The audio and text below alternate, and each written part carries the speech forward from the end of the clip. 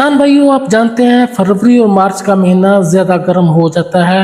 पंजाब के अंदर, ख़ास तौर पर जनूबी पंजाब के अंदर काफ़ी गर्म हो जाते हैं।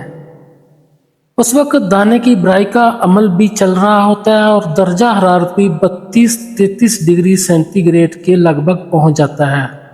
आपको चाहिए उस वक्त जब दाने की भराई का अमल जारी हो, यानी जब दाना दूधिया हालत में हो, उस वक्त खेत में नमी बरकरार रखें।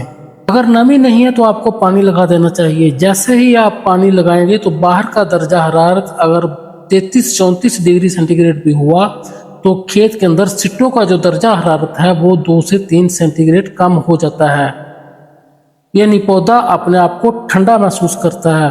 दानों की भराई का अमल देर तक जारी रहता है। ये अमल जितना टाइम लेगा उतनी ही आपकी पैदावार बढ़ेगी, यानी दाने के अंदर ज़्यादा वजन आ रहा होगा। किसान भाइयों, अगर इस वक्त आप पोटाश का स्प्रे करवा देते हो, यानी जिस वक्त गंदम का दाना दूधिया हालत में है, उस वक्त अगर आप गंदम की फसल के ऊपर पोटाश का स्प्रे करवा देते हो, कोई भी पोटाश आप इस्तेमाल कर सकते हैं।